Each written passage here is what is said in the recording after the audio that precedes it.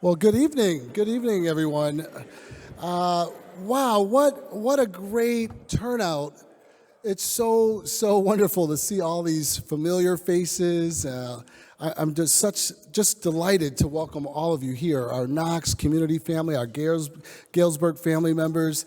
Like, this is really amazing. So, welcome. My name is Andy McGadney. I'm the 20th president at Knox College, and I'm excited to welcome you all tonight for our Etz Family Institute for Civic Leadership and Dialogue program, entitled Truth Matters, Fruitful Disagreement in an Age of Division.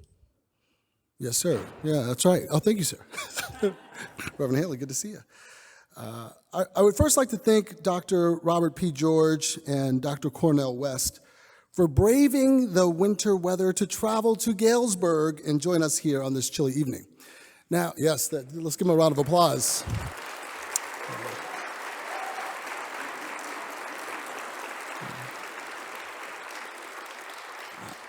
I'm also aware that my good brother, Dr. Cornel West, is a member of a fraternity, Alpha Phi Alpha fraternity.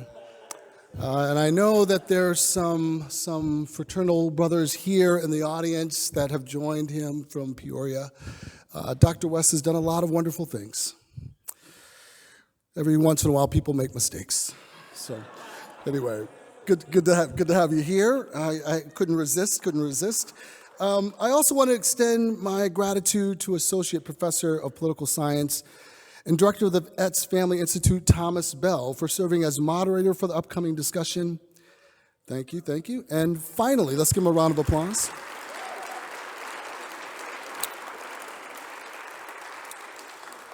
And finally, thank you to the staff in the Office of the President, Communications, Advancement, the Bastion Family Center for Career Success, Facilities, Information Technology Services, Campus Safety, and Dining Services for your work, seen and unseen, to make this evening a success. A true village, folks, a true village.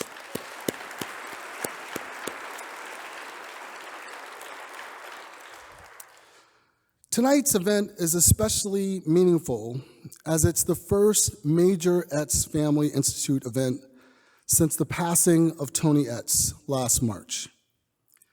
Tony was a member of the class of 1983 and a proud fourth-generation Knox alumnus.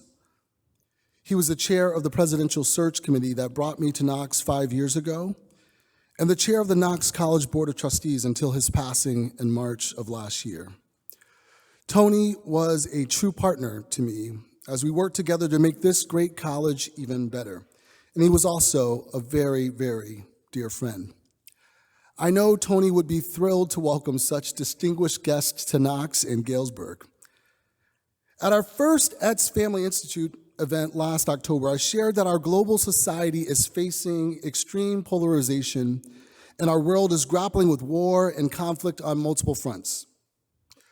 These words ring even more true today, and now is the time to build the skills and practice radical compassion to listen, to really listen to people who disagree with us and commit to modeling dialogue across our differences. Tony and Nancy Etz, both talent agents with Creative Artists Agency in Los Angeles, were inspired to create the Etz Family Institute by their personal and professional experiences. Nancy told us, quote, "As two people who've spent our lives as professional negotiators, I think the more fraught a conversation is, the more you have to listen with radical compassion and to understand where people are coming from, even if you don't agree with them," end quote. I'm certain that tonight's program will be a shining example of Tony and Nancy's vision of what they hope for with the creation of this institute. And I can think of no better venue to host our speakers tonight than this beautiful, beautiful church on Galesburg's Town Square. Circle? Square? Square, thank you. Knox College and the Central Congregational Church have a long history that goes back to the founding of the college in Galesburg. Over the years, Knox has hosted commencements, convocations, and concerts in this building, and countless members of the Knox community have also been members of the congregation here. But what I find most fascinating is the history of this church's creation, which actually follows the theme of our discussion this evening, and here's why. In 1836, Reverend George Washington Gale led a group of individuals from New York to Illinois Prairie to found a college, a town, and a church. This group consisted of Presbyterians and Congregationalists who were dedicated to the abolitionist movement and who planned to form a single church and congregation. While the college quickly came to fruition on February 15, 1837, the church had a more eventful launch. In 1943, construction of the new church was stalled due to friction among the Congregationalists and Presbyterians. After dialogue and cooperation between the denominations, construction resumed in 1845, and the church was completed and dedicated in 1848. But that's not the end of the story. The two denominations continued to disagree over issues of church structure and governance, as well as the abolitionist cause, ultimately splitting into two separate congregations in 1855. Over the course of the next 40 years, however, the two denominations resolved their historic differences and began to cooperate with each other in various ways throughout the community and with Knox College. In the mid-1890s, Galesburg Congregationalists decided to construct this beautiful church in which we gather this evening and was officially dedicated on December 11th, 1898. So tonight, we gather to discuss how to build bridges across divisions in a church that symbolizes the reunification of the two denominations that built Galesburg. What better place to host our event this evening? I'd now like to turn over the stage to the director of the Etz Family Institute, Associate Professor Thomas Bell. Thomas teaches courses on American constitutional law, American political thought, and political philosophy. He is also the author of the recently published book, The Constitution of Conflict: How the Supreme Court Undermines the Separation of Powers, from the University Press of Kansas. Please join me in welcoming Professor Bell.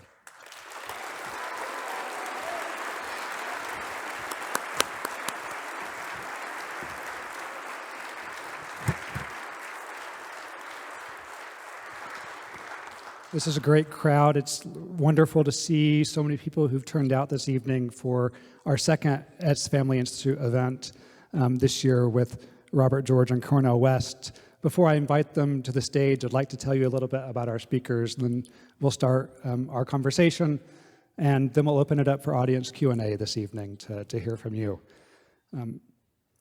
Robert P. George is the McCormick Professor of Jurisprudence and the director of the James Madison Program in American Ideals and Institutions at Princeton University. He has chaired the U.S. Commission on International Religious Freedom and serves as a member of both the U.S. Commission on Civil Rights and the U.S. President's Council on Bioethics.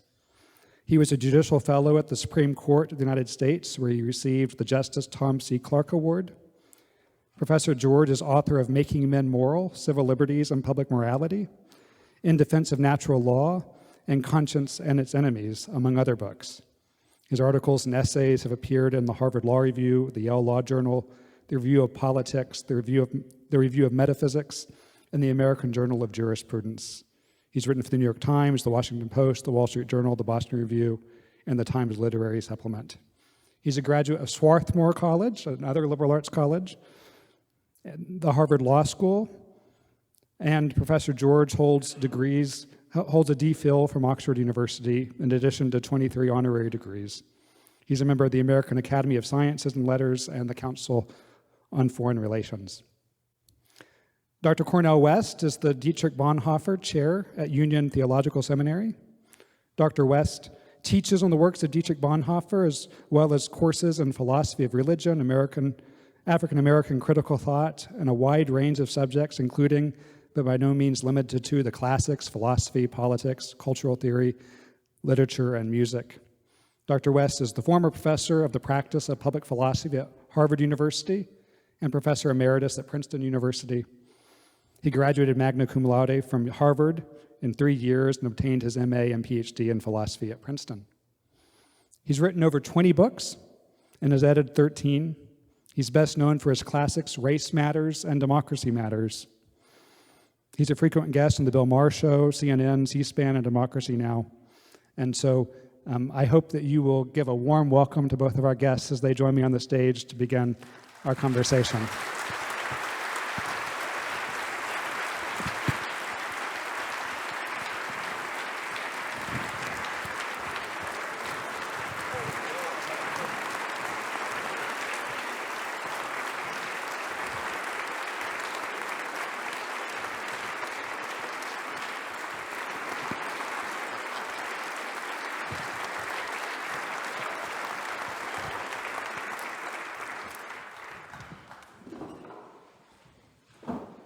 All right, thank you so much for being with us here at Knox College, here at Central Congregational Church.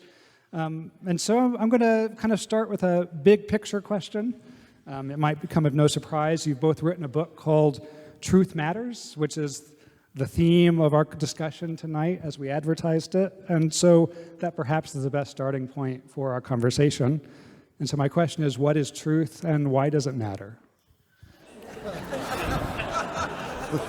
Well, Governor Pilot, I should perhaps begin before responding to the question by just saying what an honor it is to be here under the auspices of Knox College, and especially under those of the Etz Institute. And I know I speak for Brother Cornel as well as for myself in expressing our gratitude. Is that on? You sure? Is it on? Can you hear him in the back? Yeah. There it is. So I want to express our gratitude to the Etz family for this opportunity.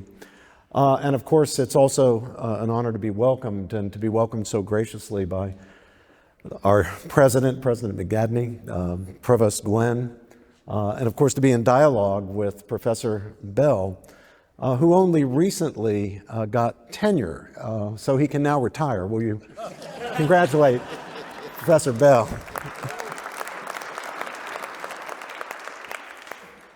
And it is always such a joy to be in dialogue with my dear brother, Cornel.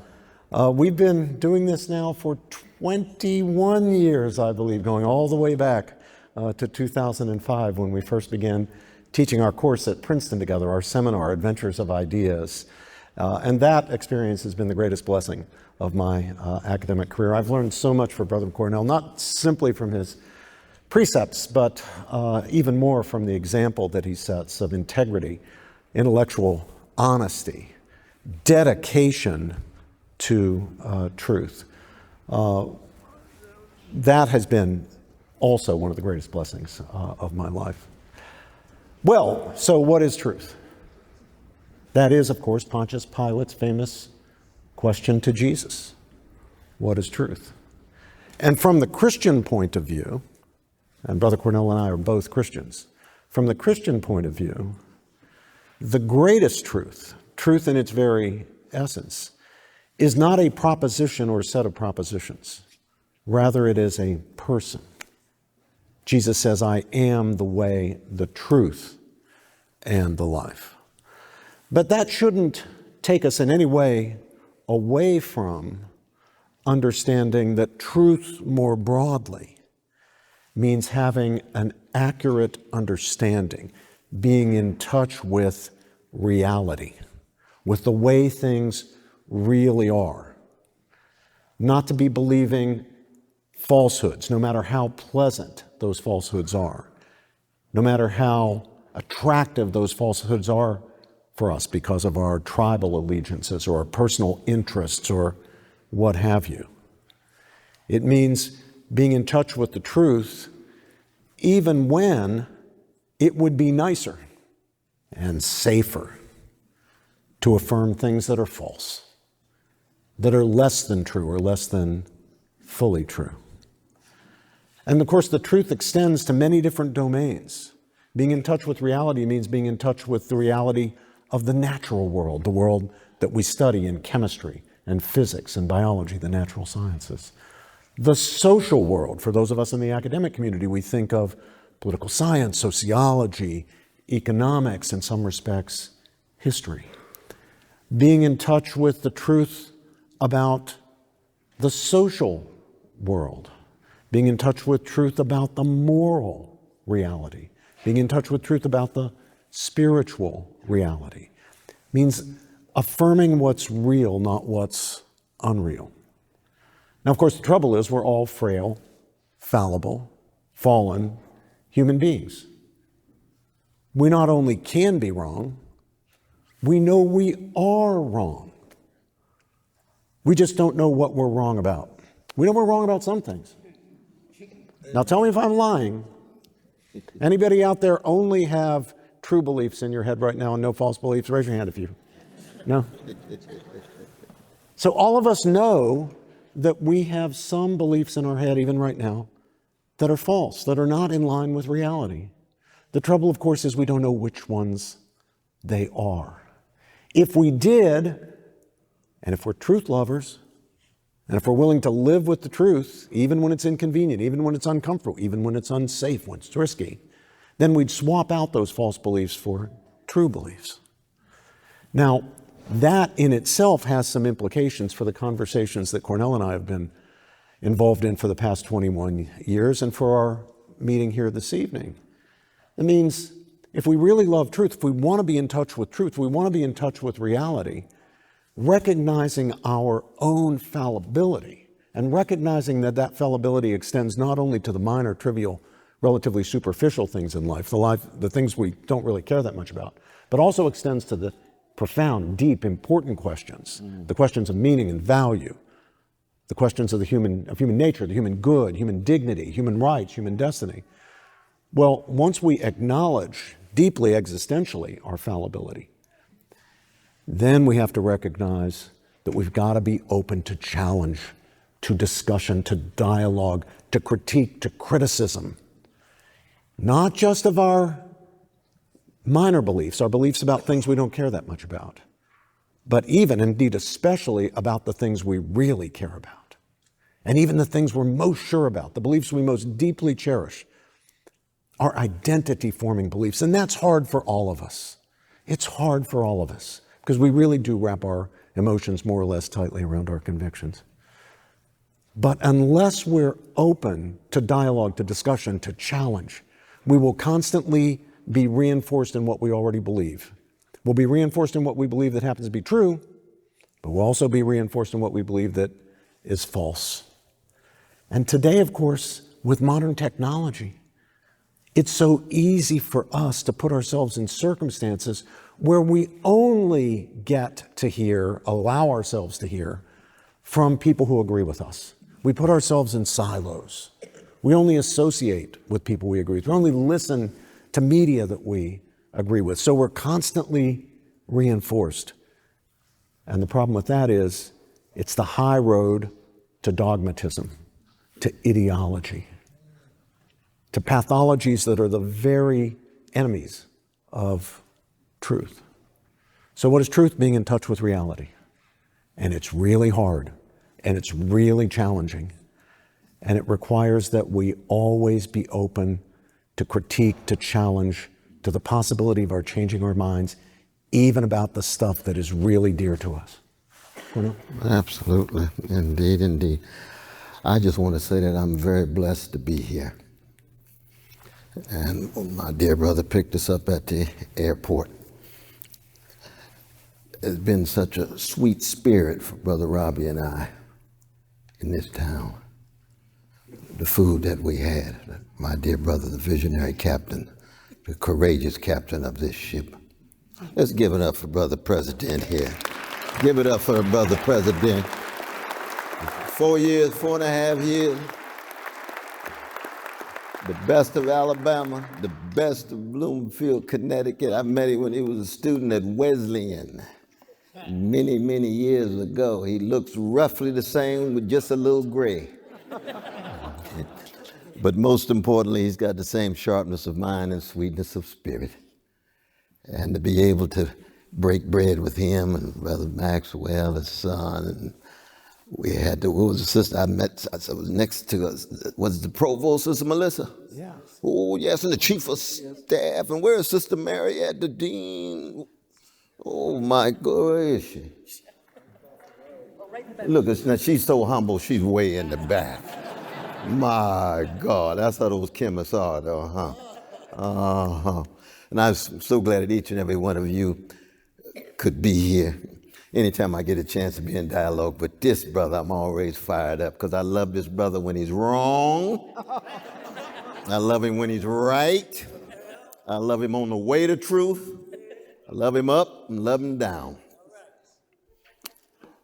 But I do want to acknowledge a very special brother who I met coming in. His name is Owen Walter Mueller. His grandfather was a PhD advisor to Martin Luther King Jr. at Boston University. My Alpha brothers understand that because Martin was not just an alpha, but he was a love warrior. He was a wounded healer. He was a freedom fighter with so much love. Where's Brother Owen? Where's Brother Owen? Stand up, Brother Owen. Stand up.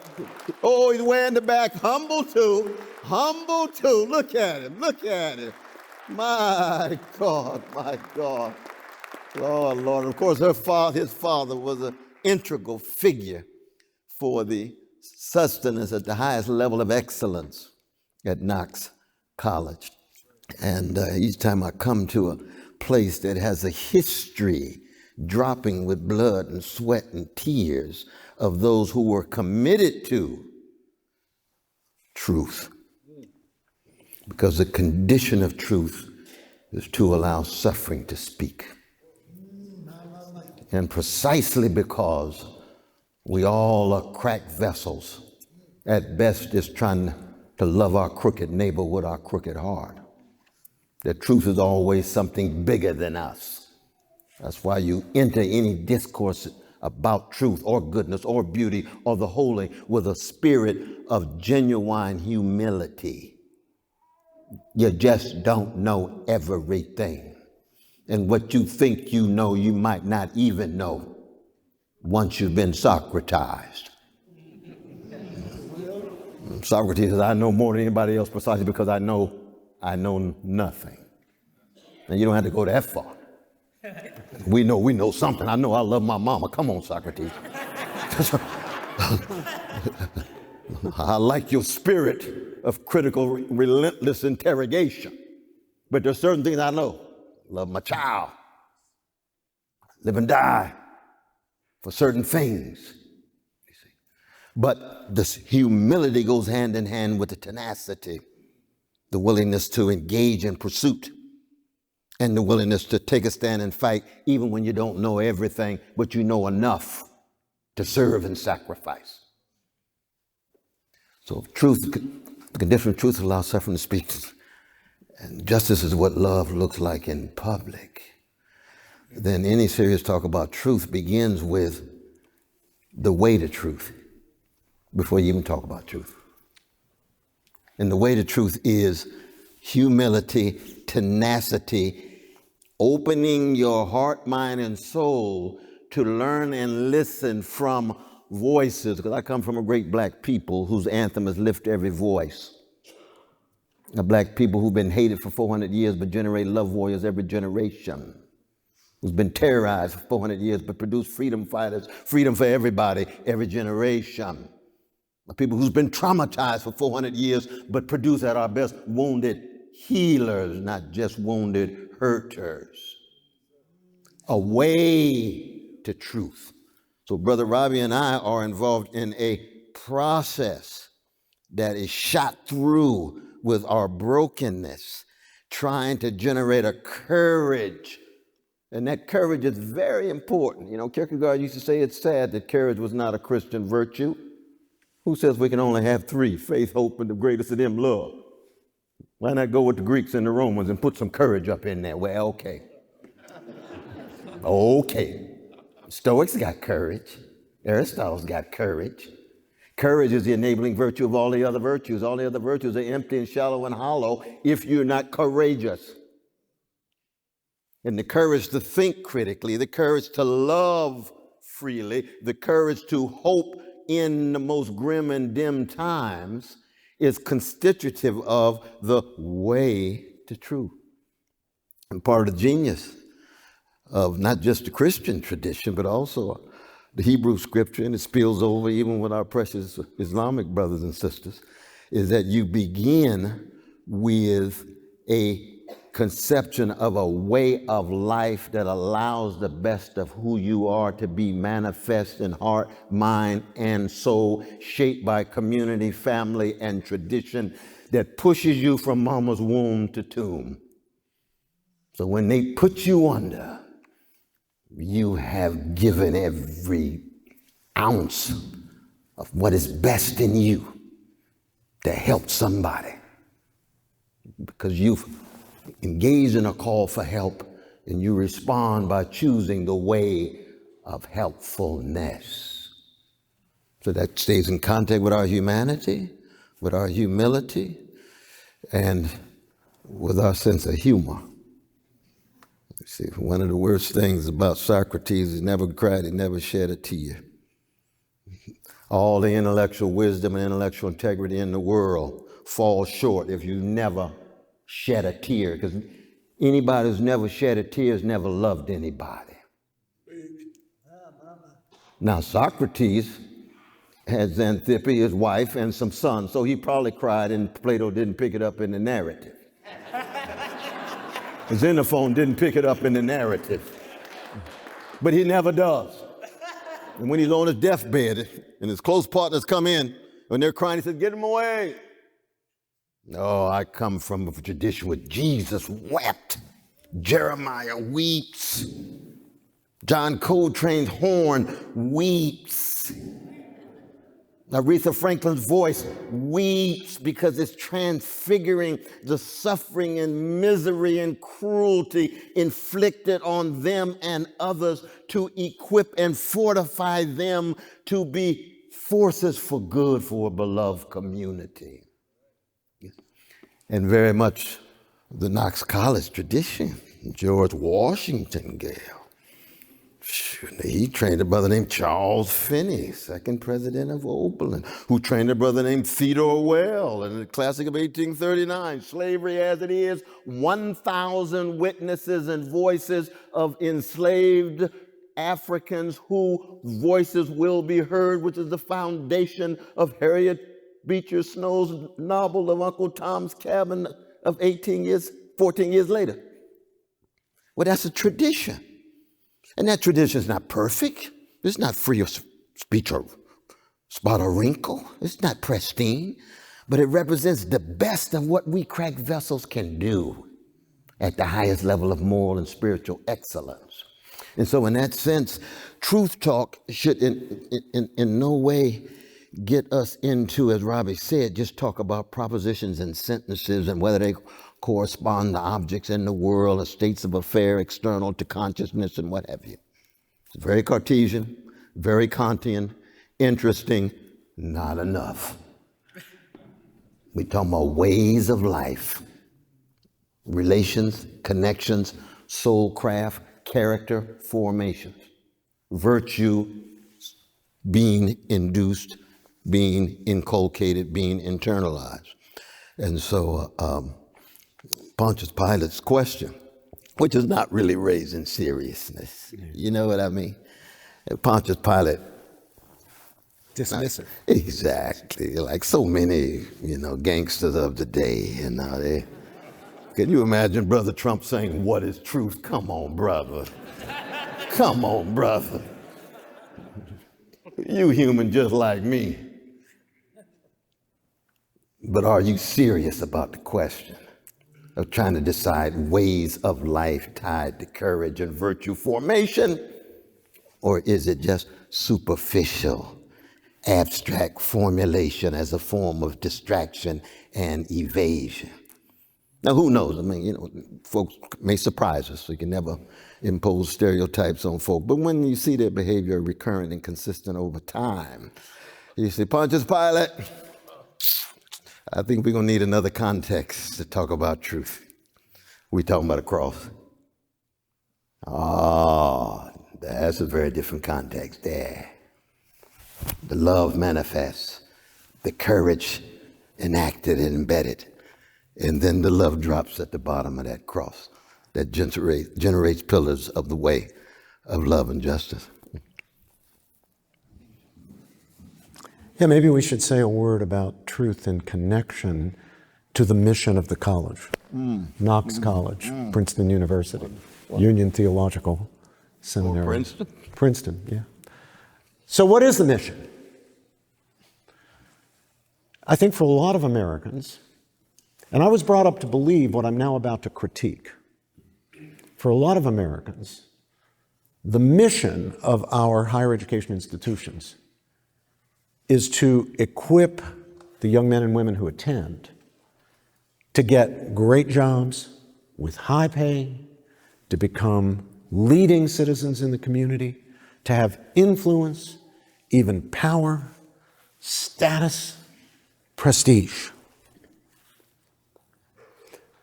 I myself came from a family where no one had been to college before, so I was the first to go to college. Both of my grandfathers were coal miners. I was born and brought up in the hills of West Virginia. And my parents desperately wanted me and my 4 younger brothers, it was 5 of us, all boys, to go to college.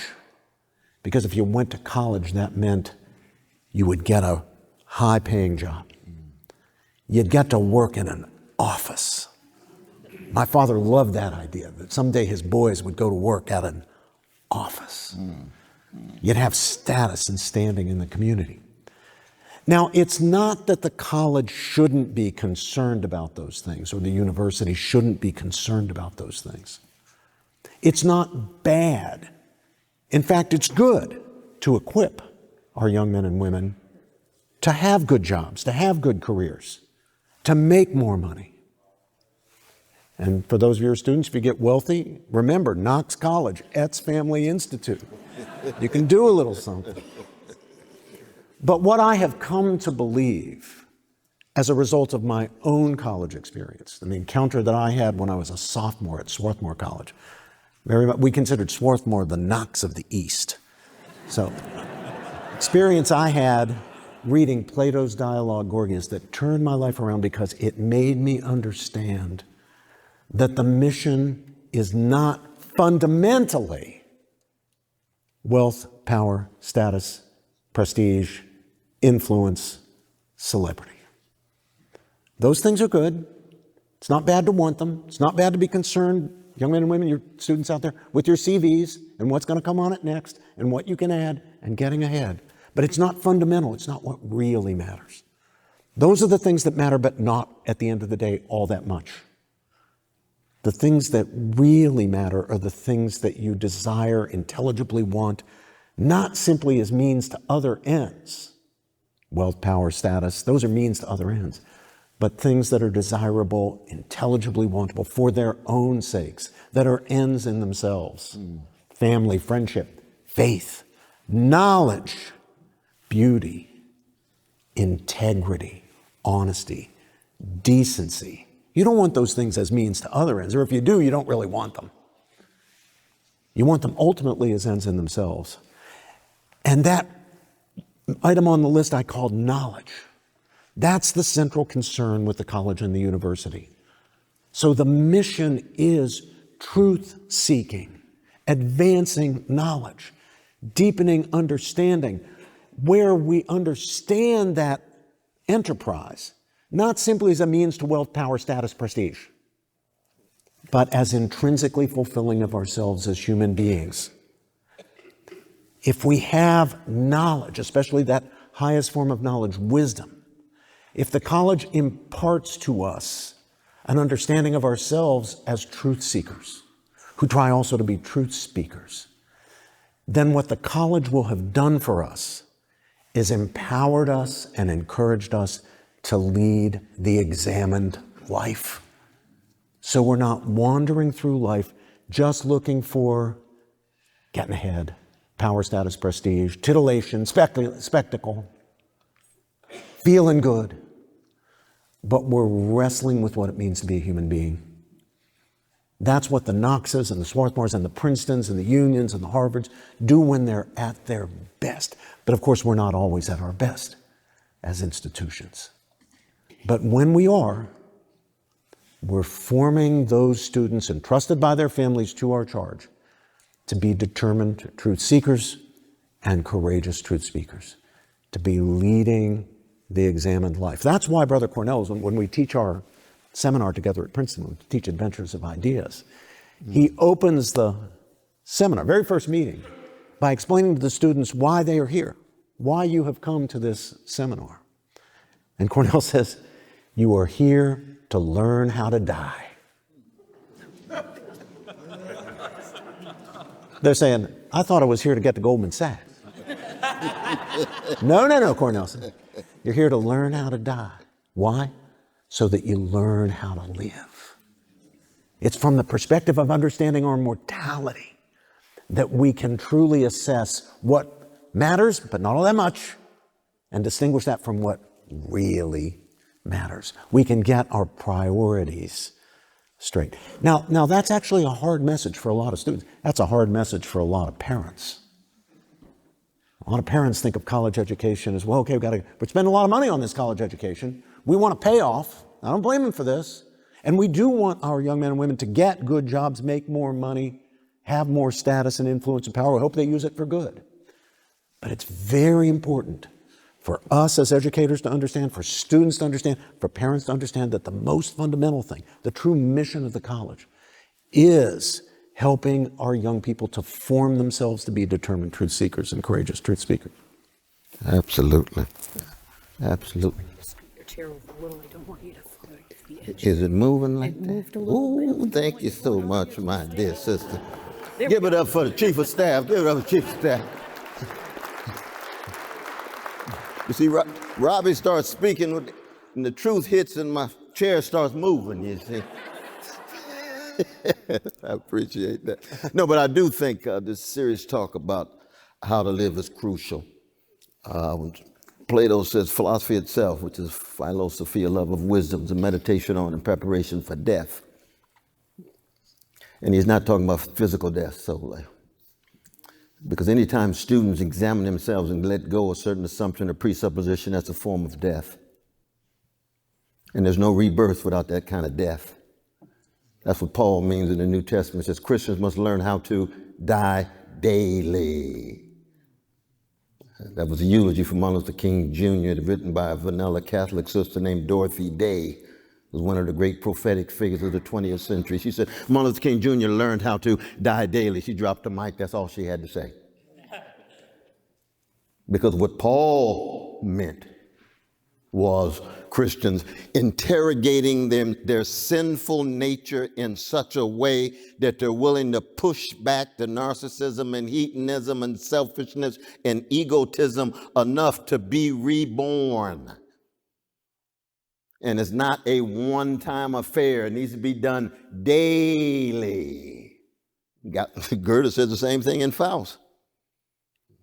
Du Bois's favorite quote from Faust.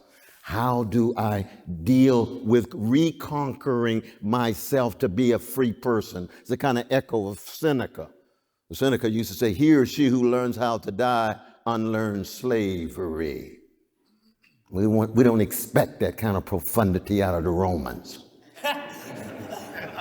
Because they're very much like Americans. They're so busy making money and running an empire. Even though we got some wise folk in the history of the American tradition too. Melville's no joke, Mark Twain's no joke, Toni Morrison's no joke, T.S. Eliot's no joke. B.B. King is no joke. Stephen Sondheim's no joke. Isn't it true that Otto Harbach graduated from Knox? Yeah. Oh, don't overlook Otto. His relation to Oscar Hammerstein II, who incorporated a young genius named Stephen Sondheim when he was 9 years old. Stephen Sondheim was an only son. whose mother played in the pit piano in Broadway. And they had a tough relationship. She went to the hospital. The doctors gave her a 30% chance of living. And he said, you ought to write any last notes. She took pen to paper and she said, Dear Steve, I have no regrets in life other than giving birth to you. That's not funny. I mean, I know you can laugh. You free, but you all see what we're talking about. That he had to learn how to die and wrestle with what it meant to be relatively lonely and loveless and alienated and isolated and deracinated and degraded. And what was the response of great son Stephen Sondheim? One, to fall back on Oscar Hammerstein II, who had his own kind of genius, but not at the level of Steve's. Sunday in the Park with George is a little different than Oklahoma. Let's just be honest about that. Rich tradition, though. But that's true for each and every one of us, and that's why we tell our students, are you mustering the courage to examine certain assumptions and presuppositions, certain prejudices and prejudgments, such that you're letting some of them go? And when you let them go, that's what education is, that's what growth is, that's what development is, that's what maturation is. And maturity is always measured by the depth of your humility. We live in a culture where conformity sits at the center. And it generates arrogance, it generates haughtiness, it generates condescension. So you end up with the educated classes so smart, not so wise or compassionate, but very smart, looking down on those Sly Stone call everyday people, or those James Cleveland call ordinary people. And the result is what? Difficulty to engage in truth talk, truth seeking, shatters bonds of trust, generates deep, not just distrust, paranoia. Yeah, that's right. How does any democracy proceed? It can't proceed. That's why we're living at a moment with the massive unraveling of American democracy. The deep spiritual decay and moral decrepitude of the American empire. The best is still there.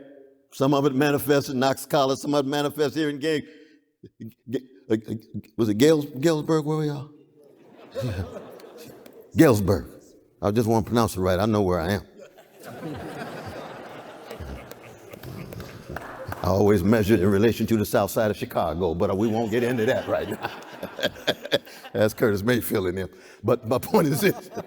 I know he's west side. But the point is this, that Robbie's point about learning how to die, that he and I try to manifest in our classes, in our discussions, hangs on courage, calling, not just career, vocation, not just profession, mission, not just a job. Those are spiritual and moral realities and forces. And we're living in a society and a world where those spiritual and moral forces are weaker and weaker and weaker. And in every moment in the history of the human species, because we are such a wretched species, most of our human history is a history of organized greed and weaponized hatred and routinized cruelty and institutionalized indifference. The great Rabbi Heschel used to say, indifference to evil is more insidious than evil itself. That's most of our history. That's what Hegel said, what? History is a slaughterhouse. The great Ibn Gibbon said what? History is nothing but the register of human crimes and follies. Our challenge, Knox College, 1830 something something.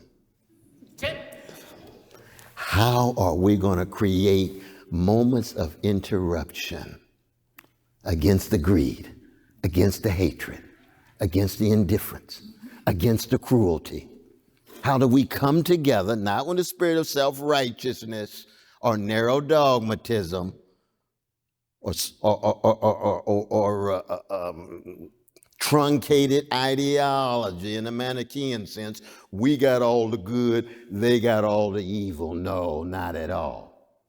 As human beings on a continuum of a history of that greed and that hatred, which means, of course, we begin with ourselves. The greed inside of us, the hatred inside of us, the indifference inside of us, the cruelty inside of us, or what we're willing to be complicitous with.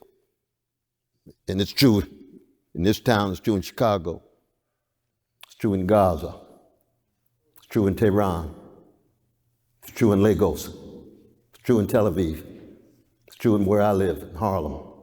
It's true everywhere we human beings are.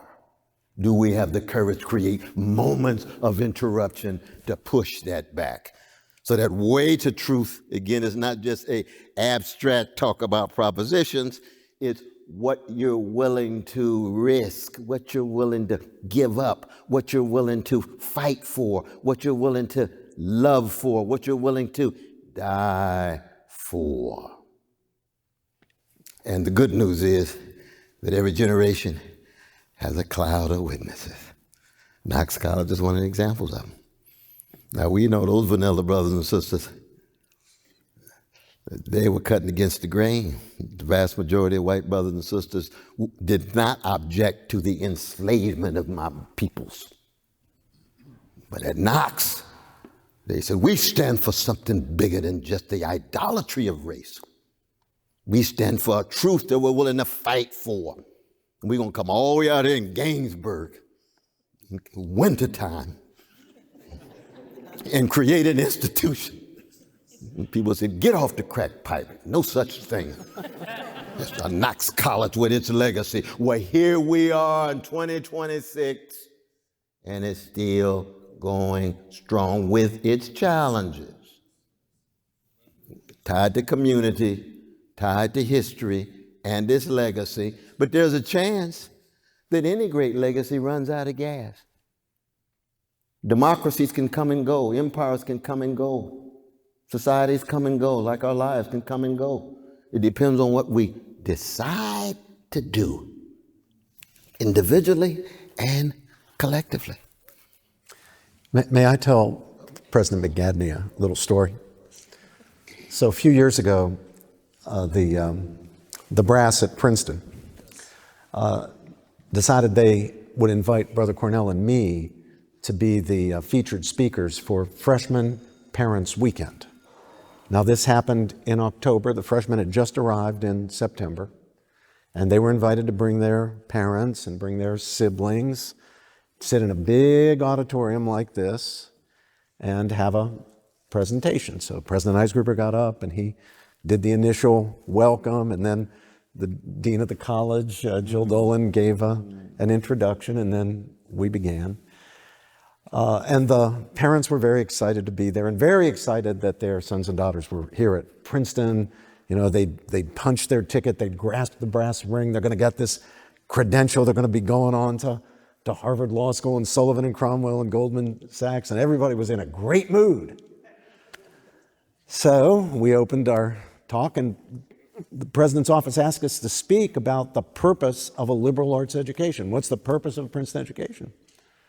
So I tried to lay out the story I laid out a few minutes ago, then that Cornel has just reinforced, that, you know, money and power and influence and those are good, those are fine, and yeah, we're hoping that we'll be able to help your sons and daughters to, you know, achieve those kinds of things. But more fundamentally, and the thing we really need to be concerned about are not those things, but things like faith and family and friendship and knowledge, things that really matter. We need to, you know, encourage and empower our young men and women to lead a truly examined life. That's what we're going to do. And I could just tell, Mr. President, I was not making the sale. Not making the sale. I'm getting these blank stares and these kind of puzzled looks. And I finally just gave up and I said, well, Cornel, why don't you say something about this? And he said, your students have come here to Princeton to learn how to die.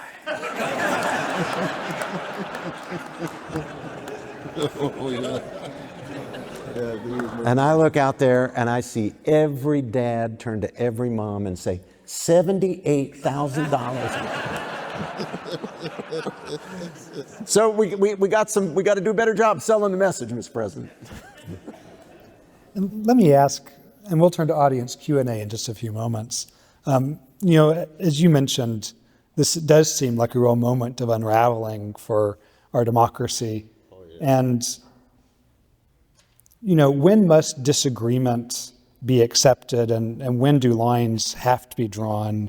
And how do you know? And can you think of any examples where you had to draw a line around disagreement in your own life? Well, I see why you got tenure among other reasons here, my brother. You're very wise. I think 1858 here with Brother Douglas and Brother Lincoln, the country was falling apart. It was collapsing.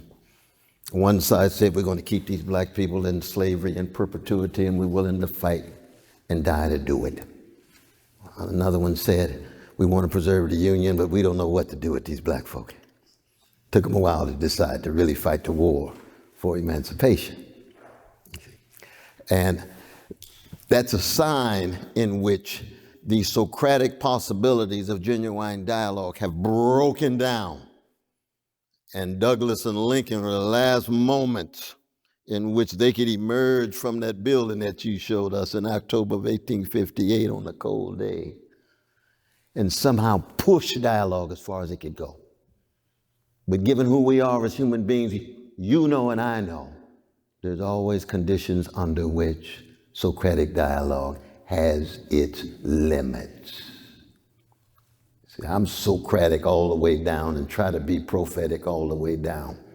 But it's always difficult because I was a gangster before I met Jesus, and I'm just a redeemed sin with gangster proclivities right now, so I don't have high expectations of me. But if somebody comes and say they want to sexually violate my wife, my daughter, or my mother, that's not a Socratic moment. It just isn't. And the question becomes, what kind of practical wisdom informed by my commitment to truth, love, and justice leads me to respond in various kinds of ways? And I think Phronesis' practical wisdom does not have a formula. It doesn't have an algorithm. But you do know there's certain red lines in the sand. Same is true with war. See, I'm not a pacifist like Brother Martin King was. A gangster like Hitler, I would have fought in the Jim Crow army to push him back. South Africa, I would have joined with Mandela, fight back the gangster white supremacists. There's conditions under which I believe in what Augustine would call just war. But you have to explore every possible nonviolent option before you opt there. But you recognize it's there. The danger is premature judgment. The danger is vilifying, demonizing. The danger is vilifying people in such a way that they become so full of hatred and revenge and retribution that you co-opt the possibility of dialogue. And so I don't want to go into any examples in my own life because we'd be here all night. But I do think that we have to be open to these variety of possibilities of Socratic, prophetic, and then civil war. Well, sometimes people ask Thomas, Cornel, and me, are there any issues that are so sensitive or you so deeply cherish your particular beliefs that you can't discuss them with each other? In order to maintain your friendship, do you put some issues off the table? Let's answer to that. We have no trumped, well, that's not the right word, foreclosed, Yeah. no foreclosed dispositions whatsoever when it comes to issues on the table. That's right. Mm-hmm. There's nothing we can't discuss. And that's because we've got a deep mutual trust. That's right. Right? That's been built. It wasn't difficult for us to achieve. That's right. had an affinity for each other, interested in the same things, have some deep shared convictions as well as our many differences. But because that trust is there, a recognition of each other's good faith, good will, desire to get at the truth of things, there is nothing we can't discuss, even our deepest, most cherished beliefs. Okay? Now, I'm a bit of a fundamentalist when it comes to discussion and dialogue. I think what Cornel and I have between ourselves, everybody should have with everybody else. There should be no issues that are off the table. If someone wants to discuss with me even the most hard things, if the modern Thrasymachus from Plato's Republic wants to come and say, I know you're a Christian believer who believes that it's important to do the right thing, even if the consequences are catastrophic, even if you are enslaved, even if you are killed. But I don't believe in that. I think that's nonsense. I think that's foolishness. I think might makes right. That's Thrasymachus' view. It's essentially Callicles' view in the Gorgias. Mm-hmm. And that can manifest itself in lots of ways. If someone wants to say, these Christian virtues of humility and love, man, that's just slave morality. I'm a Nietzschean. I believe in power. I'm willing to have that conversation. I'm not going to read that person out of the human race.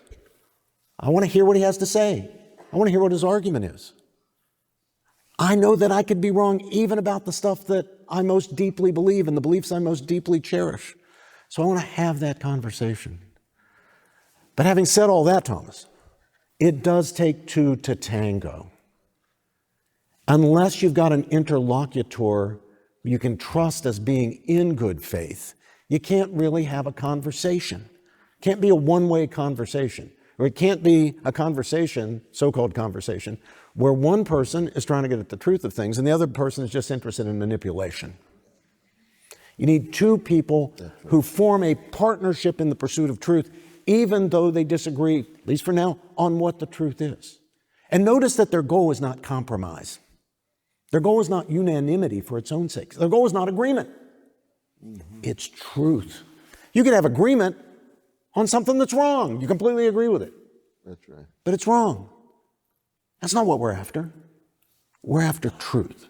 So that raises the question, what can we as citizens legitimately demand of each other in our political, cultural, moral, religious discourse? And very particularly in colleges and universities, in places like Knox College, especially devoted to liberal arts education, what can we demand of each other? I think only this. We can demand of each other that business between us be conducted with the proper currency, in the proper currency of intellectual discourse. There's a currency of intellectual discourse, just as there's a financial currency or economic currency. It's pounds and pence in Britain, it's dollars and cents in the United States. The currency of intellectual discourse consists of reasons, arguments, and evidence. I think we can insist that we do business in that we don't call each other names, that we don't emote, that we don't just argue, so-called argue on the basis of our feel. Here's what I feel. I think what we can demand is that business be conducted in the currency of reasons, arguments, and evidence. And if an interlocutor is willing to do that, then I would hope that that interlocutor, even if we believe his or her views are obnoxious, or even worse than appalling, would be welcome to speak his or her mind at Knox College, in a classroom, in a dorm room, in a cafeteria, because it is with the robust exchange of ideas that knowledge can advance. We learn not only from people who are telling us things that are true, we learn from people who are defending propositions that are false, although they're defending them in good faith, because trying to figure out where they're wrong, where they've gone wrong, deepens our understanding of what the truth is. That's not a new concept for me. It's not a new discovery of mine. John Stuart Mill, in his great work on liberty, back in the 19th century, the great British man of letters and philosopher, makes that point. He says, if you're having a conversation, you're having a debate, two people disagree, there are only a limited number of possibilities. You might be 100% right, and he might be 100% wrong. You might be partially right, he might be partially wrong, or partially right, you're partially wrong, he's partially wrong, right? If in fact, if the truth of the matter is that you're 100% wrong, then you have every reason to have that conversation with him in the hope that he will persuade you to get you on the right side of things. If you're at least partially wrong, you still have a very good reason to have that conversation, not to read the guy out of the argument, because you have a chance of correcting the aspect of the problem that you've got wrong. But then Mill comes to the third tine in what he calls what's come to be known as Mill's, what's the thing that the Mill's fork. What's the kind of fork that the Poseidon has? Trident, Mill's trident, yeah. So that is where you're 100% right and he's 100% wrong. How do you benefit if he's 100% wrong from having a conversation with him? Well, you benefit because you have to figure out where he's made the mistake. And in doing that, you're deepening your own knowledge. Absolutely.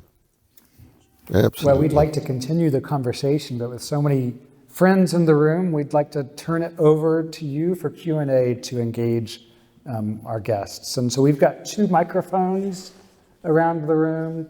And so if you would raise your hand, we will get a microphone to you. And I think I see a hand over here, Stacia.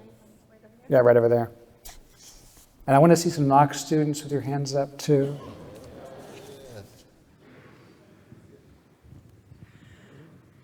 Good evening, and thank you very much for your cogent discussions. Entertaining and very valuable. So my point that I want you to pull together for me is the essence of the combination of community and humanity in the era of that not being a valuable consideration for many people. So I'm thinking that while we have knowledge and we have integrity, the application of that into our humanity and into the communities in which we belong, I'd like to hear a little bit about that. Yes, indeed. Appreciate that question, though. I mean, we do want to acknowledge that when we talk about community, we do have to specify what kinds of soul shapings are going on in those communities. I was in Charlottesville, some real sick white brothers, Nazis and the Klan and so forth. They had strong community. It was thousands of them. It was just 18 of us out there singing This Little Light of Mine. Most of us singing out of tune. But it was a serious situation.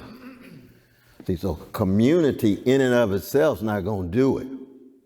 You got 900 white supremacist militia in the country. They have community every week. You see, there's got to be some moral substance. There's got to be some spiritual content. There's got to be some civic courage that's tied to public interest, not just tribal interest. So your question is a very important one. We live in a world in which commodification is just promiscuous. Everybody's for sale. Everything is for sale. Trying to reduce everything to buying and selling and profit making. So the question becomes, do we have communities that are tied to non-market values like love and integrity and trust linked to justice, especially for the least of these, for the most vulnerable, for poor people and working people? And the only way you get out of that, and to go right back here, and I'm not saying this just because I'm tied to Knox College, because I say this everywhere I go. You have to have moral exemplars who seize the imagination of young people that convince them to be better love warriors, freedom fighters, wounded healers, joy sharers, just like if you're going to be an artist. You're going to play the piano and have no interest in Valdemar Horowitz or Mary Lou Williams or Duke Ellington. What are you going to play? Okay, Chopin, Beethoven, Liszt. Yes, you got the right exemplars. because you're talking about excellence, what the Greeks would call arete. Our problem is, among others, we've got a younger generation whose major exemplars have little to do with integrity, honesty, and decency. When I was coming along, most of my generation looked to Martin and Malcolm and Fannie Lou Hamer. Very few followed, but at least we had standards. We knew what it meant to love and fight for justice. It's harder to find that these days among the younger generation, not just because of the digital technology, but because the whole society is swung towards so much greed, rewarded, hatred, rewarded, indifference, rewarded. So the young folk come up to me all the time in terms of, well, I'm interested in community, but I'm working on my brand. I like your brand. I say, don't get it twisted. I don't have a brand. My people came here branded with numbers on barbaric slave ships. I got a cause. I don't have a brand. A brand ain't nothing but a strategy for upward mobility so you can become some spectacle and image and live large in some vanilla suburb in a mansion somewhere. And your soul is still empty too often. Cause is something else. That's where you find the joy, in the struggle, in the love, in the service, in the sacrifice, you see. And so young people need what? More moral exemplars. Elijah Lovejoy, moral exemplars. Alden, Illinois, murdered by the mob in the name of what? Love, justice, truth. We talking about him today. That's 1833, wasn't it? I get my years wrong, but somewhere around there. That's a long time. And we lose sight of the most important stories that shape the best of our souls. I mean, this is religious traditions tell some powerful stories that help us shape our souls. But religious traditions can be shot through with greed, hatred. Look at what Christians have said about Jews and Turks and Muslims. Racist Christians have said about blacks and browns and indigenous peoples. Male Christians said about precious women, vast majority of humankind, what they've said about gay brothers and lesbian sisters and trans. They lose their moral credibility and their moral legitimacy and then become more associated with the same hatred and greed that you think originally they were trying to push back. And nihilism, which is more and more our condition, is one in which people no longer gain access to any sources of moral transformation and soul craft tied to spiritual excellence. And that's what it means to live in a decadent empire, which is what we're living in. But it doesn't have the last word, because things can change. We just have to be honest and candid about where things are. That's just the beginning to get at your deep question. But Robert, you want to? Yeah, just a word in response. It's an excellent question. I think we have to begin with an acknowledgement that we human beings are made for community. It's very important that we be members of communities. There's that old cliche, no man is an island, but it's true. It's cliche, but it's true. What it's meant to convey is the idea that to fully flourish, we need to be members of communities, because some of the very basic aspects, dimensions of our flourishing are inherently relational. We flourish in respect of our relationality by having friends, good relationships with our family members, being parts of communities that are dedicated to, integrated around certain goals or ends or causes or beliefs. Now, it's that last one that I think is relevant to your question. Some of the communities we belong to are communities that are integrated around. The members are integrated around. The thing that makes them members of the group is shared beliefs. For example, religious communities. There's a very obvious example. Political parties. You know, the party has a set of beliefs that you got to broadly at least share in order to be a part of the community, you know? Yeah. Political parties exemplified that these days. Yeah. So it's not wrong, it's not bad to belong to communities that are integrated around shared beliefs. But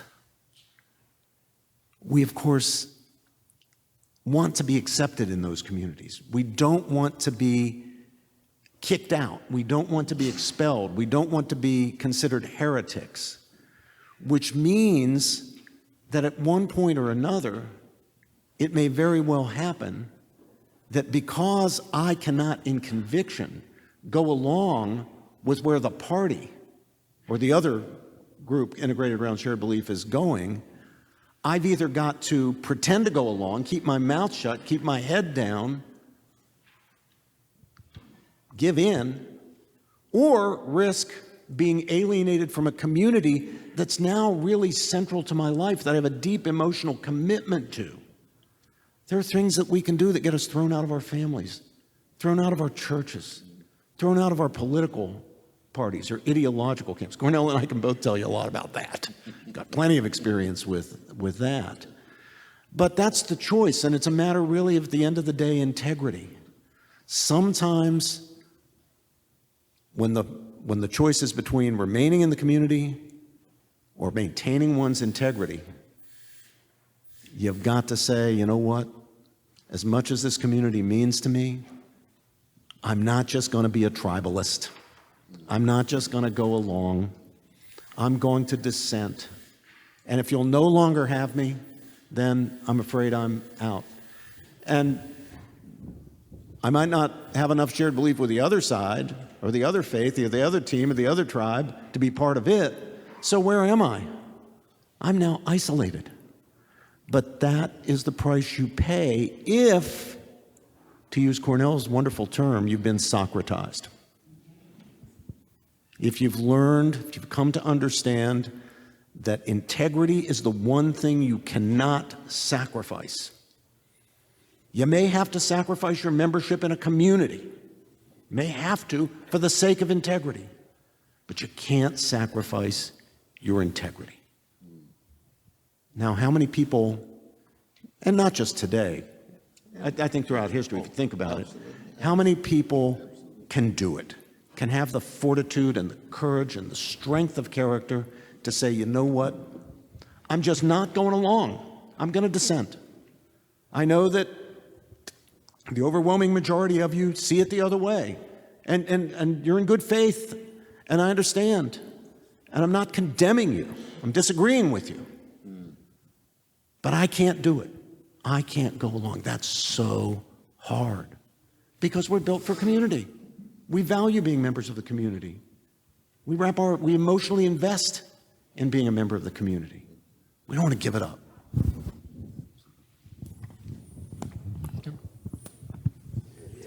Hello. Well, my question is kind of simple, but in communities where authorities with moral standing have been killed or degraded, and the communities, the younger generations have lost those kind of teachers, how do you then reintroduce said moral standings if the generations see those moral standards as something too far for them to achieve and as just unreachable because of the situations that they're in currently? Oh, yeah. Oh, appreciate that question, my dear brother. It was wonderful to have you at the dinner table tonight, too, I can tell you that. But one is, I believe that the highest moral standards are always unreachable in the end. That's why I was talking about being on the way. You know what I mean? On the way. We were talking about Prince at dinner, right? I was blessed to travel the world with him and so forth. And after every concert, his jaws are tight because somebody hit the wrong note. He didn't make the move that should have been made. He learned that from James Brown, actually. It always fell short. No matter how magnificent you are, you're still human. You got feet of clay. So the important thing is you keep your eye on the prize and stars, but you'll never be able to reach it. That's all right. T.S. Eliot says, ours is in the trying, the rest It's not our business.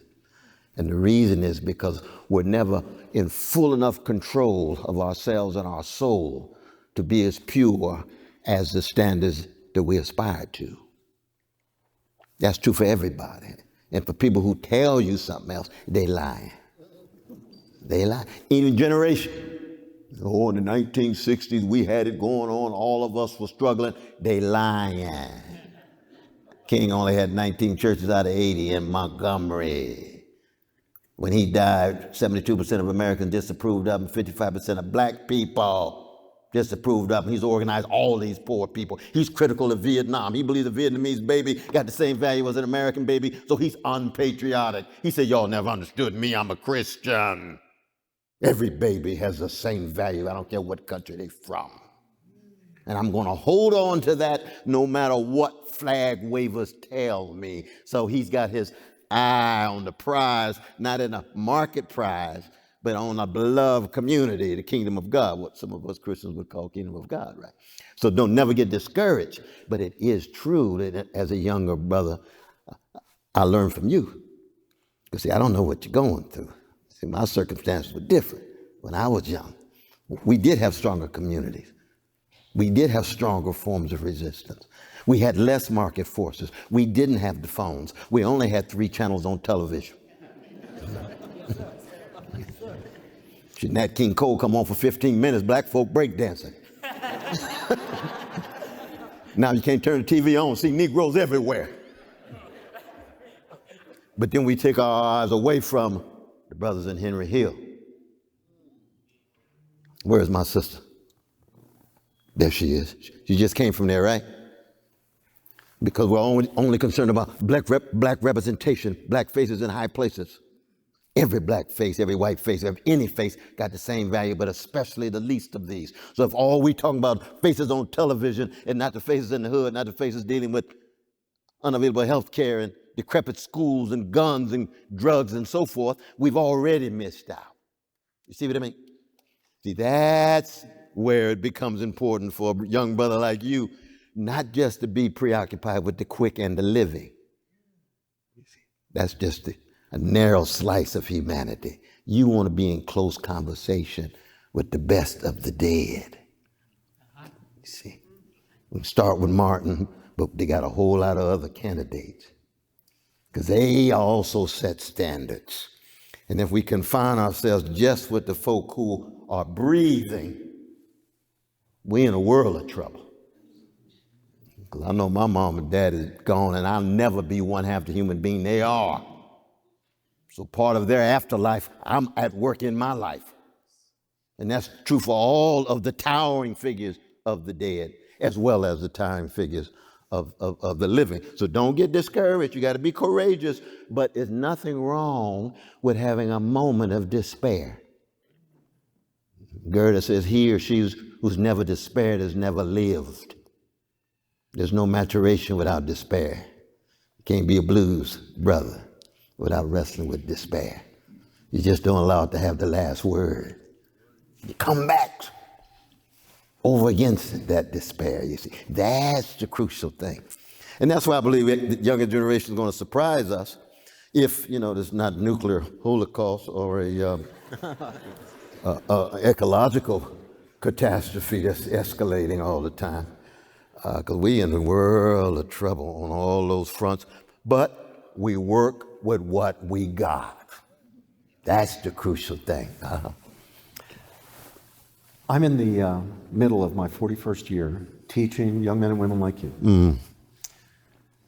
And I've arrived at at least a tentative judgment, which is that we, the grown-ups, parents, grandparents, teachers, coaches, pastors, certainly college professors, college administrators, Mr. President, we much more often underestimate what our students are capable of than we do overestimate.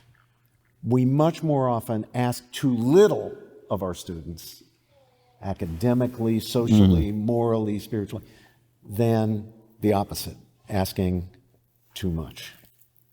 Our young people are capable of much more than we are encouraging them to achieve. And it's not just us older people. Young people themselves today, this may have been true always, I don't know, but it's certainly true today, and it's certainly true in my 40-plus years experience.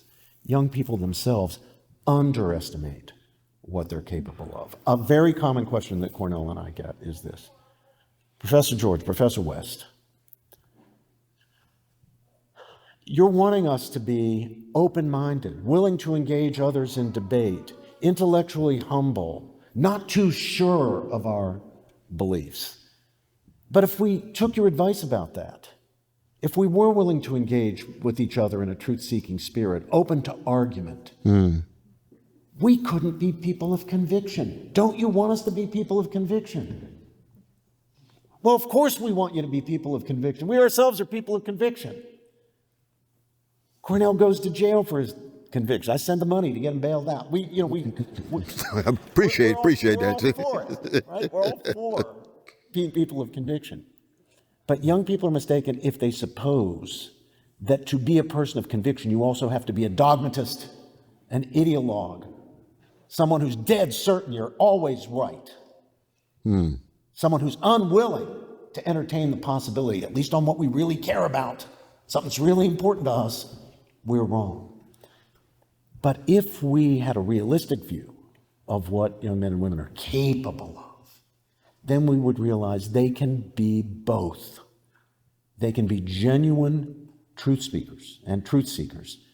They can genuinely exhibit a spirit of humility, openness to argument, recognition of their fallibility, and still act with conviction.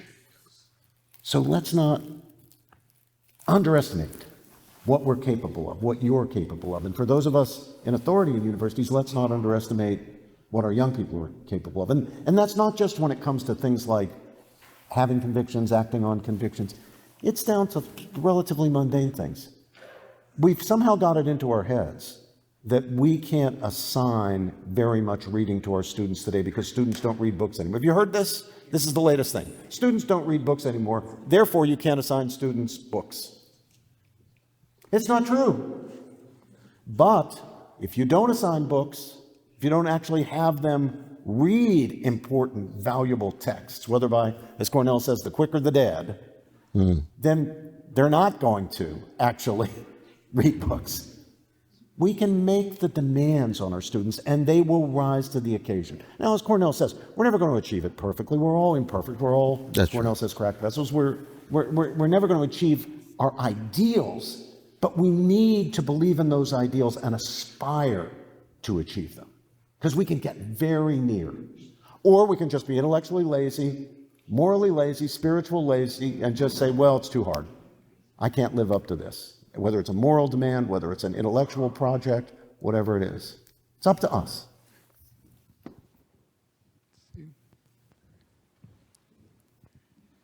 That's Reese or Lizzie right over here. Yeah.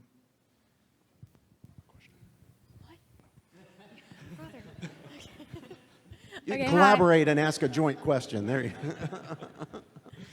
I'm a student, and I work in the Knox College archives. And every year for homecoming, we put together an exhibit in our library showing off old documents and things that we have. And this year, our theme was Truth Be Told. And the way we explored that theme was showing that truth could be relevant in different aspects. So we had documents showing off religious truth, political truth, scientific truth. And I wanted to posit it to you if you believe that when we're engaging in dialogue, can different versions of the same truth be true to different people, or is all of our dialogue in pursuit of one singular truth? Okay. Ooh, wonderful question. Wonderful question. I mean, is Veritas the motto of Knox College? Yes. Veritas, just like Harvard University. Knox College and Harvard College, only college in America, motto, Veritas, truth.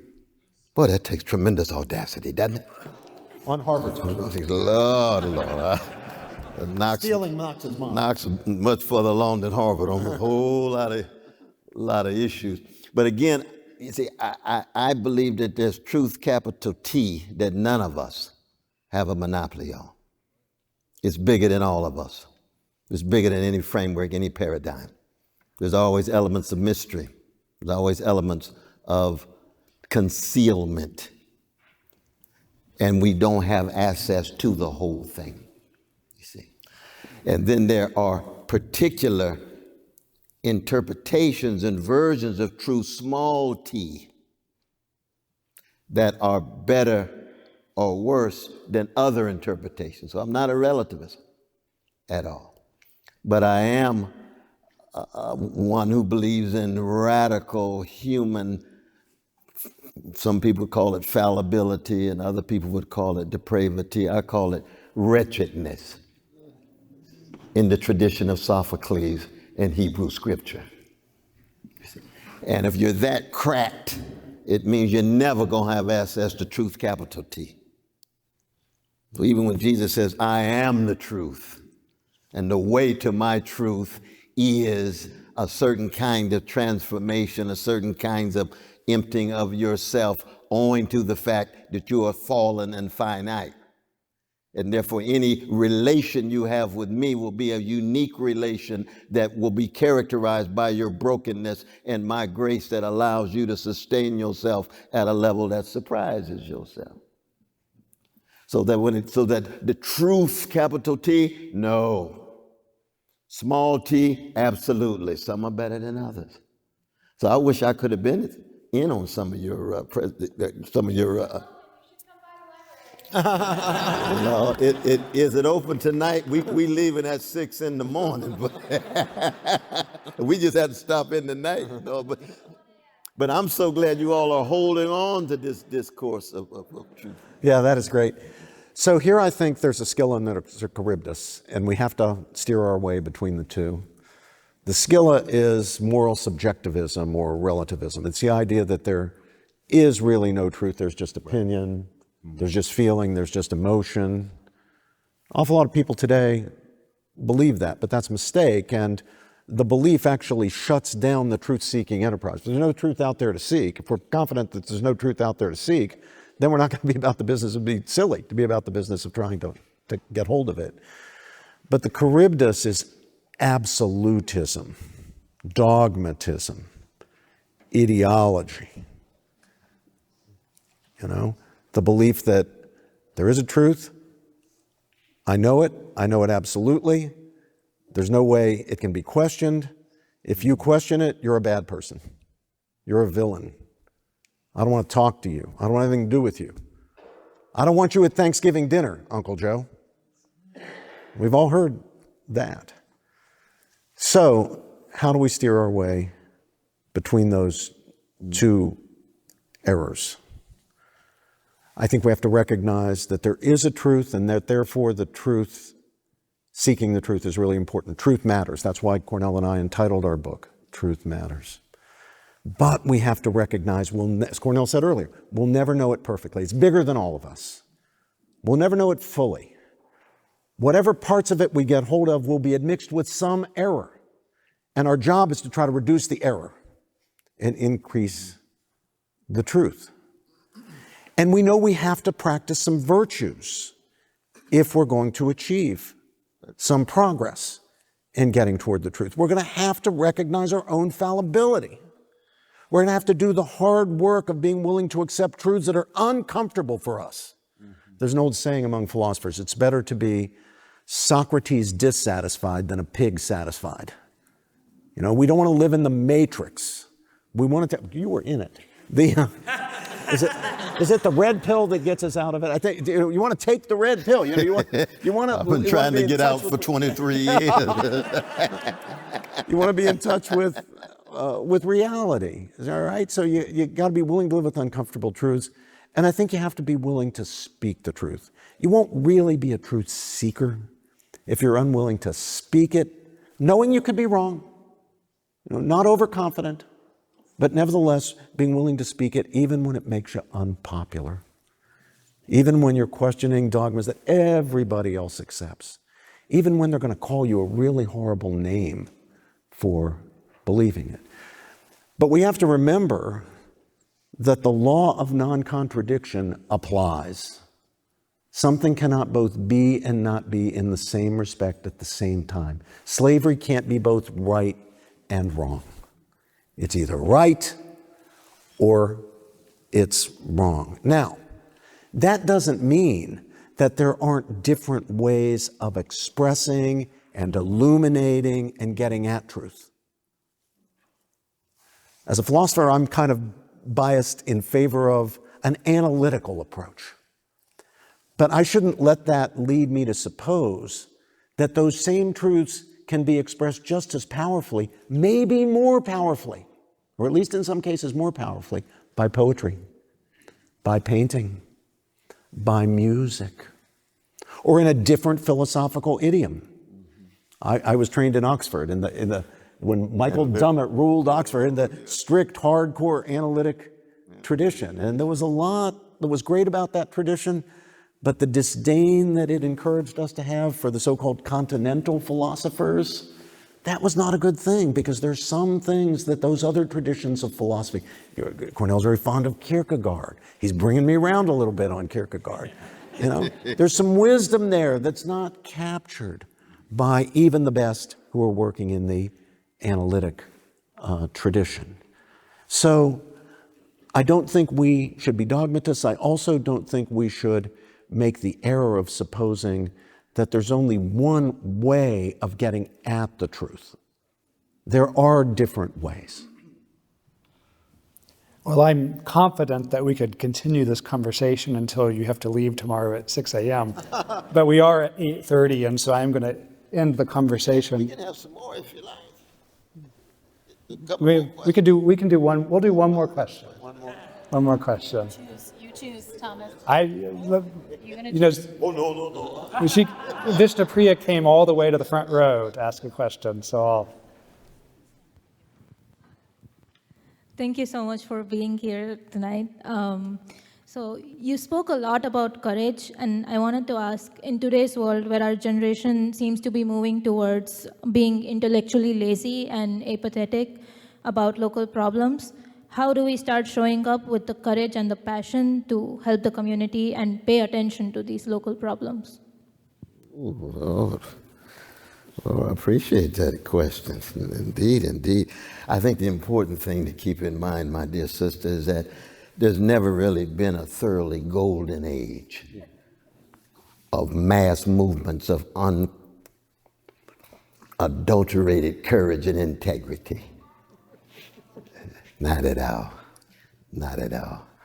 When I look at the streets of Minneapolis right now, I see courage. It's not dead. It's not dead at all. When I ran for office, and I said I was always going to start in the greatest state of the Union, which is Mississippi. Now, I love Illinois. And Chicago ain't nothing but Mississippi North. Y'all know that now. Y'all know that. But I'm going to start in Mississippi. How come? Because Fannie Lou Hamer and others manifested courage. But alongside them, you had a whole lot of lukewarm folk. You had cowardly folk. You had complacent folk. You had conformist folk.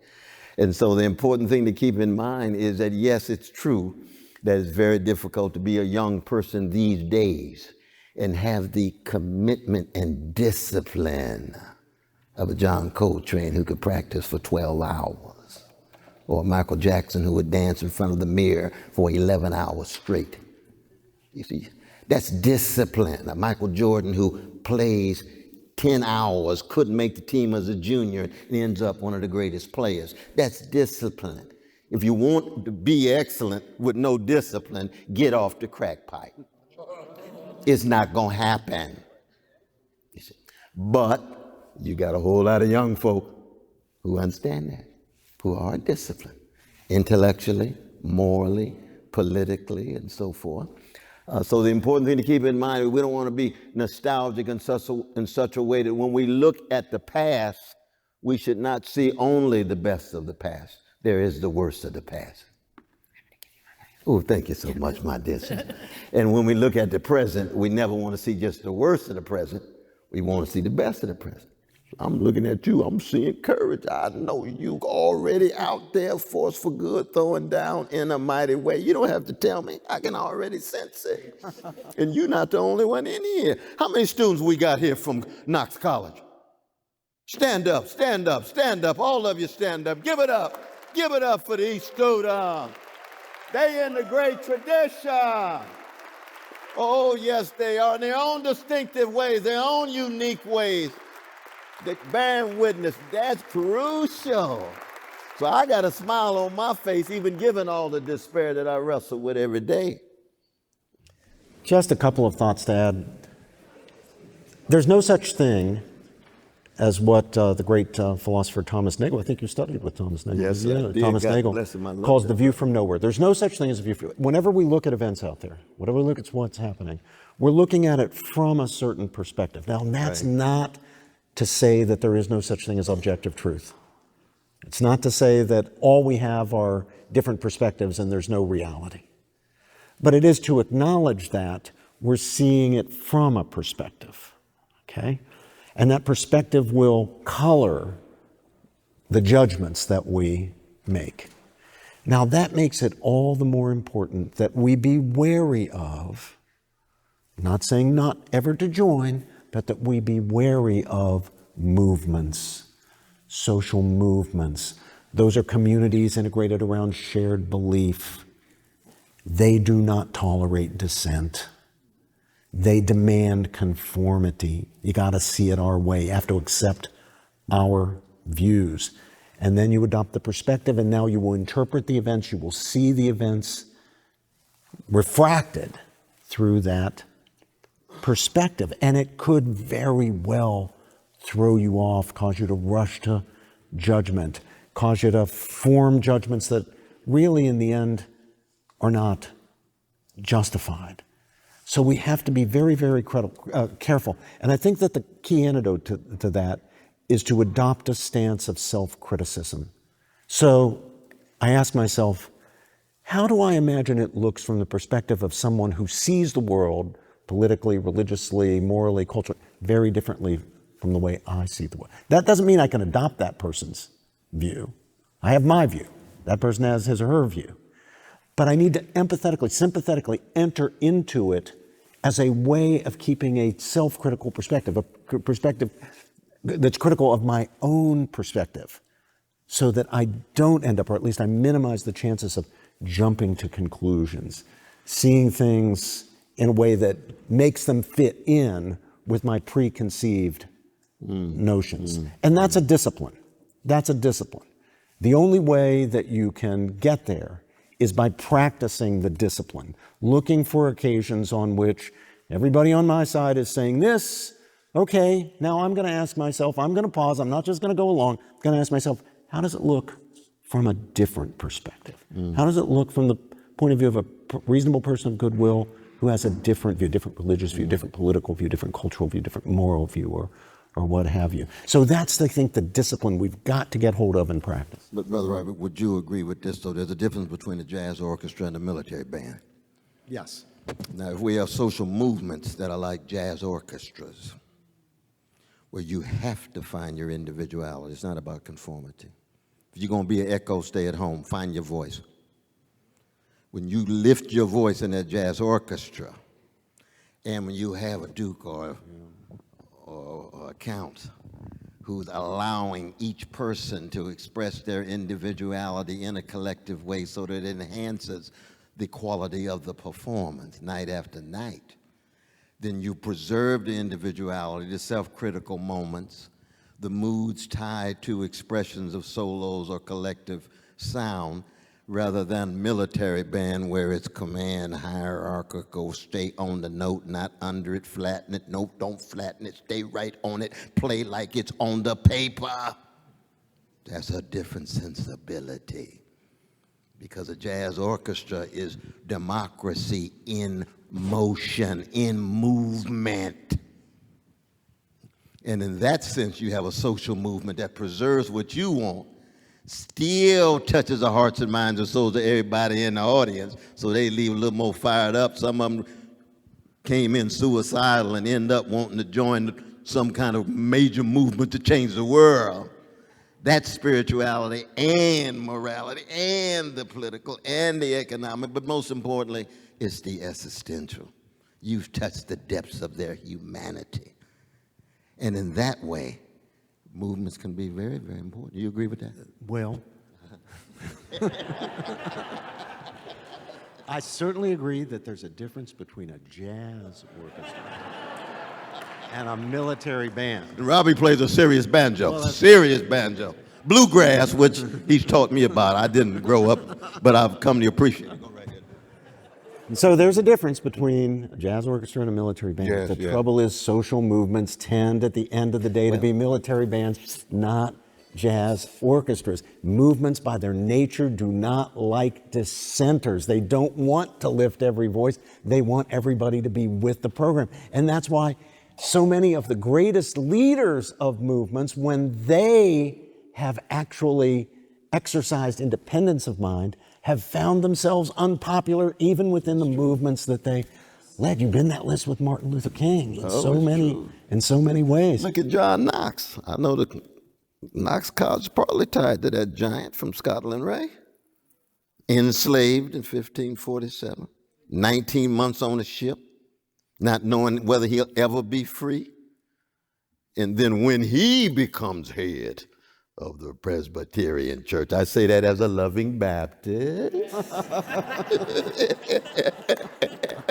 When he's head of the Presbyterian Church, is he going to allow those dissenting voices to be heard, because his voice that dissented led toward enslavement and almost execution? That's a challenge for each and every one. I'm not putting John Knox down, in part. But what happens when you are in positions of power and authority? Do you have the same jazz sensibility? That's the challenge. What we like about Duke Ellington and Mary Lou Williams, what we love about Count Basie is, no matter how they were viewed as being head of the orchestra, when you walked into that room to listen to them play, you knew you're going to get Johnny Hodges, you're going to get Gonzalez, you're going to get all the different voices manifest in different ways, and they're not going to dominate the centrality of the scene, because they're there as voices among voices. Now that's a beautiful, It is beautiful. aspiration when you think about it.